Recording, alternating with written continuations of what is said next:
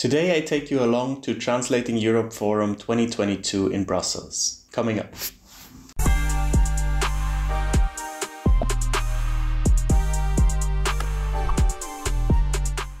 Hello and welcome back to the Freelanceverse. Today I have a very special video for you guys. You really enjoyed the MemoQ Fest video I did, kind of a day in the life at a conference. So I thought I will definitely make another video of these and also going forward whenever I go to conferences. Now, this week I went to one, a very special one, Translating Europe Forum 2022, organized by the European Commission, the DG translation. Unbelievable that I got this invitation. This is probably the biggest event in the industry, and there were 450, I think, attendees present, and then thousands of people checking in online. I really thought it was spam first. I couldn't believe that I was invited for this. And then a week later, I got another invitation for a second panel. So I'm very grateful to Jan and Ilse and all the other organizing committee for inviting me. Thank you very much. I'm going to be speaking on Thursday in a young professional panel and on Friday in the closing panel of the whole conference. And yeah, come along. I hope you enjoy the week, and I hope to see you there all in person next time. I want to, promote that people take part in these events because it's very important to represent freelancers there. And as I heard, there are very many freelancers signed up, so good job. I am just about ready for day one of the forum. Today I'm not speaking yet, but I'm just gonna go there and see what's happening, and I also do the registration because that starts at 2 p.m. and it's literally 2 p.m. now. Come along, I'm getting nervous. It's getting real now, so I see you on the way. So day one started at 3:30, so quite late, but the program ran until like 8 p.m. with an opening from Johannes Hahn, the Commissioner of Budget and Administration. Then there were two keynote speeches and later on online presentations. Exactly today, on the 9th of November, when the first day of the forum is, there's a national strike in Belgium. No planes, no trains, no buses, no metro. I have no idea how people will get there, honestly. Luckily, I have a subscription to one of these mobile scooters, so I'm looking for one now where I can just get into the city. I just hope there is a scooter nearby and I can get to the city.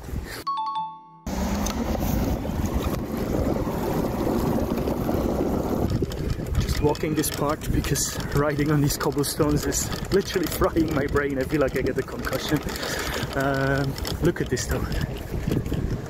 Beautiful place. We are in Bach-Saint-Condener. Just need to pass this park and then we are in the European district where the forum will be. I love the city. It's so beautiful and so unique. I just came back from out of town to the city this morning, so I'm in this phase where I can appreciate it again and take it in. Wonderful.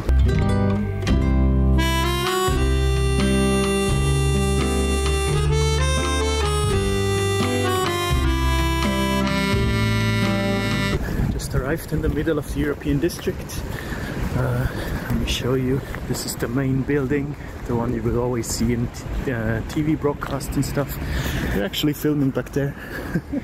And I think I need to go to this one where you can just see the glass facade there in the back. Thank you. And then it was actually time. I walked in for the first time into the conference room and I really felt like in a movie. It was unbelievable, the feeling, and I got very nervous. Here I'm sitting, and then Aminda and Anya started introducing the conference. Host for this year's edition. And my name is Anya Sitharam. I'm a former BBC World News presenter, now documentary maker. And then it was time for Johannes Hahn, Commissioner for Budget and Administration. Means also improving Europe. The fact that the very first regulation of the European communities. In typical freelancer fashion, I was still working on a job here, but I also really wanted to pay attention to this keynote by Tatiana Struk, who traveled 20 hours from Lviv, Ukraine to get here to talk about crisis translation. How reliable or indeed trustworthy are those translations? Well, it's really, yes, it's not an easy question. Then it was time for the first panel of the day. Very interesting, about conveying content, a lot about audiovisual translation, speech recognition and text-to-speech. I want something that works for what I do, which is subtitling. Une forme de plaisir, de satisfaction à consulter, à regarder. Some speakers like Nicolas here spoke in French, but the whole conference was interpreted into many languages, including international sign language. Here you can see the booths for the interpreters.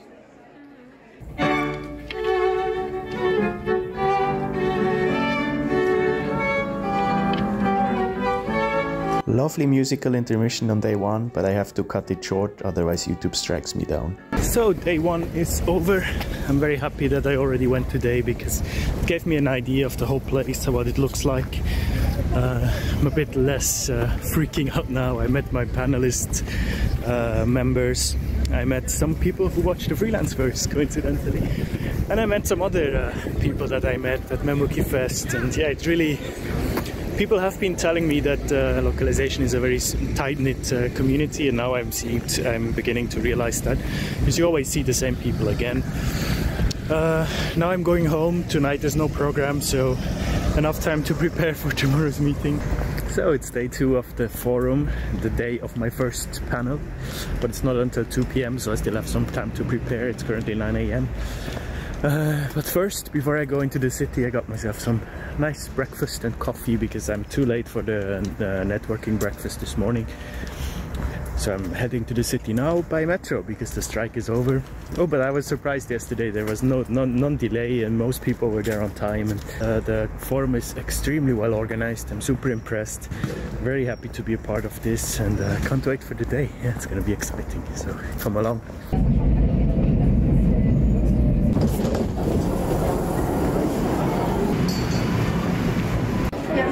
I still caught a little bit of the networking breakfast, but then it was time to go in. Here you can see where our panelist speakers were sitting. From left to right, I'm going to show you a picture. Katerina, Felipe, Cristina, me, and Lucia. Good morning, everyone, and welcome back to the second day of the Translating Europe Forum.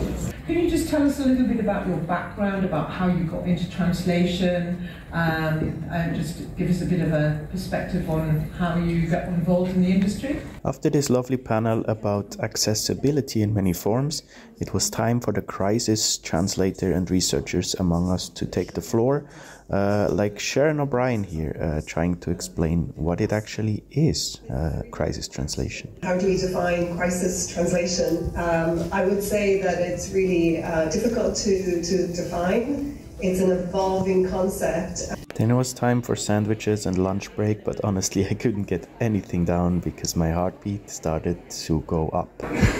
Our panel is about to start.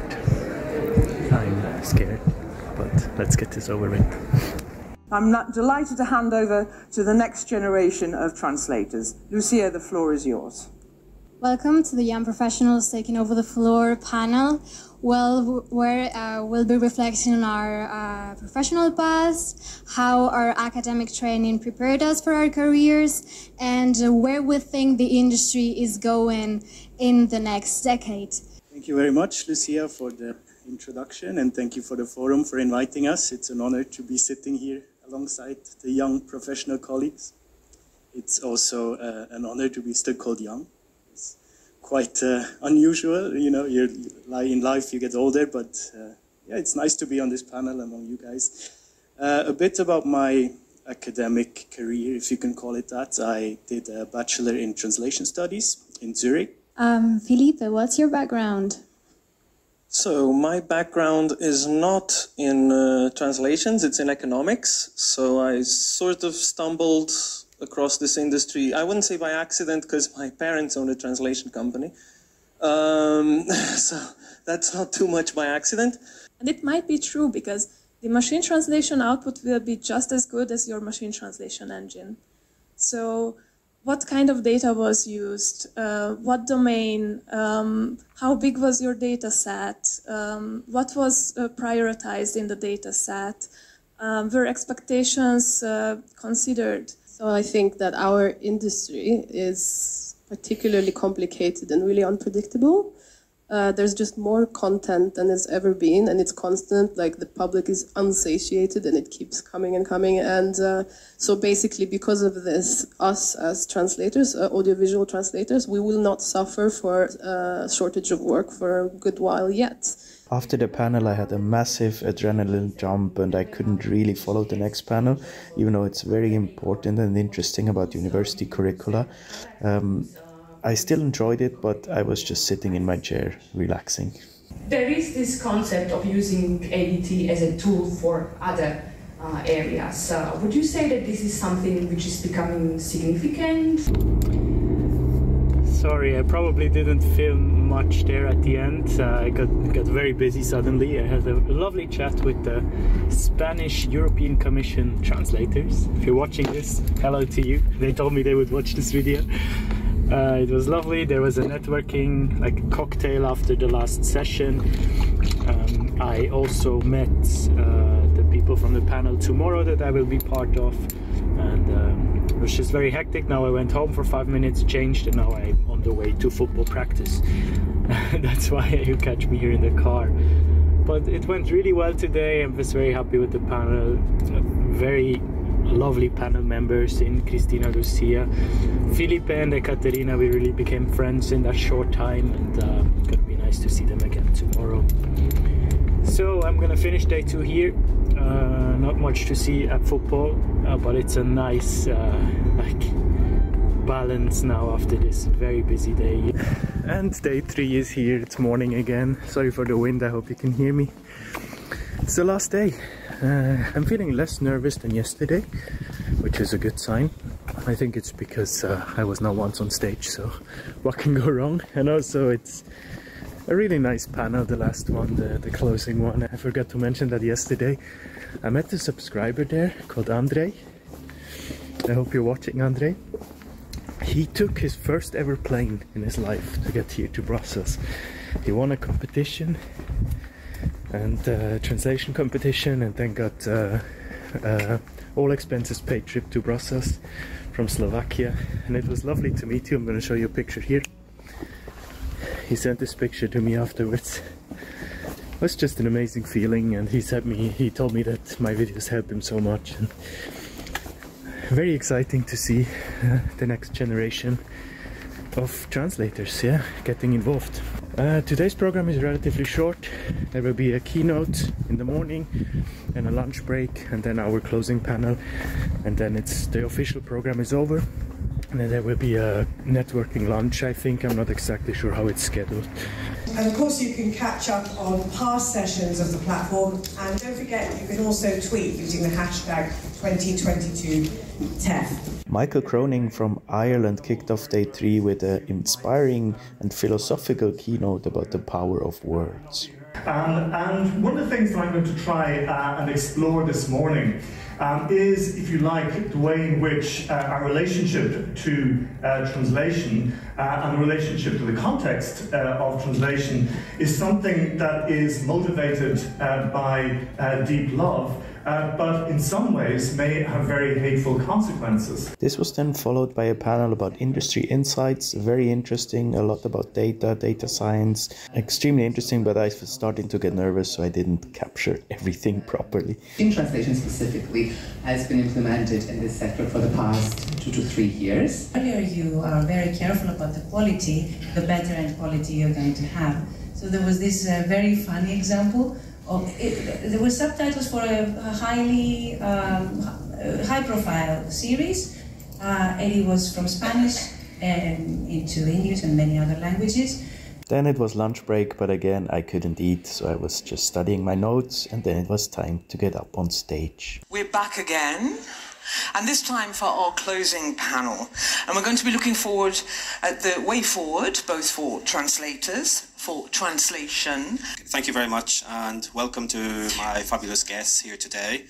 We have a rather unenviable task in this closing panel today, because we have to take into account everything that's been said over the last couple of days, all the major themes which have emerged.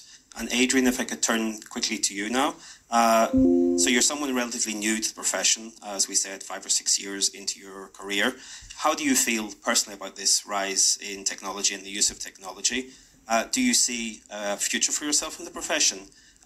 In the recent European language industry surveys, and in some surveys conducted by Fit Europe in recent years, we've seen what has been dubbed a high degree of stickiness in our professions, that once people join the translation or language professions, they don't really want to leave. Do you agree with this idea of stickiness? It's an interesting term. I definitely agree. First of all, to your first question, 100%. I see a future in this profession for me, or rather in this industry. I don't know if the profession I currently do will be what I will be doing, but I'm not afraid of change. I like change. I think we were discussing beforehand. We want to spread positivity in this final panel, and you know, change is growth. Change is good. It's not something to be afraid of, and people that are able to adapt will drive change. When you speak of stickiness, that's an interesting point, because I talk to a lot of students, right, with what I do almost every day. And the two main things that I see there, that the worries, the fears that people have are, again, the fear of technology taking over. And the second one is not knowing where to start. Michael mentioned in the morning that there is 2.5 quintillion bytes of data produced every single day. That is insane. You try to simplify it with scientific notions. I'm going to simplify it even further. That's 18 zeros, okay? A quintillion, that's a billion billions. It's unbelievable to even capture that, right? And sorry to the interpreters for all these numbers. That must be very hard. I have no idea how to say that in German, what I just said. But you've been doing an amazing job for all forums, so thank you very much. So we heard James there talking about the idea of humans working together with technology, but also we've heard over the last couple of days this whole question about rates and pay. And could you give us some of your perspectives from the LSP side about what could be done in the future to rectify this situation? Because we've heard a lot of people, rightly so, complaining about pay issues. Yeah, I think that is a very big and complex question. I heard yesterday in one of the sessions that someone, can't remember exactly who, said that the word rate model will not go away.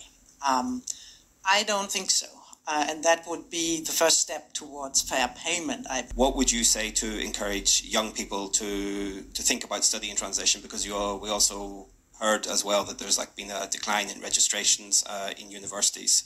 Well, that's an easy question for me, because that's something we have to do all the time. The first thing I would say, and that is essential, and it relates to what we've been talking about concerning MT, don't listen too much to what is said about machine translation. All the hype about we don't need translators anymore. There is human parity between MT output and human translations. The problem is we know this is not true. But outside the translation profession, people don't know. It's time to wrap it up. Like you say, it's a little bit sad that we have to wrap it up, I know. But this is the biggest event in the translation industry, with the director of the DG Translation, Christos Elinides, then wrapped up the conference, and I was very delighted to see that in the word cloud of what people took away, there was the Young Professionals panels and also my name. Very exciting. The dates for your diaries are November the 8th to the 10th, 2023, as usual from Wednesday to Friday. So that just leaves us to say, have very safe journeys home. And so from the Translating Europe Forum 2022 and from Aminda and I, goodbye. It's actually finished. I'm sorry I haven't filmed anything at the end, probably. This was insane. Like, usually when I do the networking part of a conference, you know, I'm like awkwardly wandering around trying to find people to talk to, but after having been on 2 panels, I literally took 2 steps and someone else was there to talk to me. And then after all that, now I just went for a beer with Lucia and Christina. What an event, incredibly run. Thank you very much to Jan, Ilse and all the other organization team that I haven't met. TEF should be on any translator's list for events, if you ask me. Also today's panel went super well with John, Britta, James and Rudy. At first I felt very intimidated to be on this panel, but I think we played off each other very well. This was day 3. It's already dark, as you can see. I need to get editing so this can go out on Monday. And yeah, if this is the first video you see, if I met you at the conference, please let me know in the comments. And welcome to the channel. Take care. Bye bye.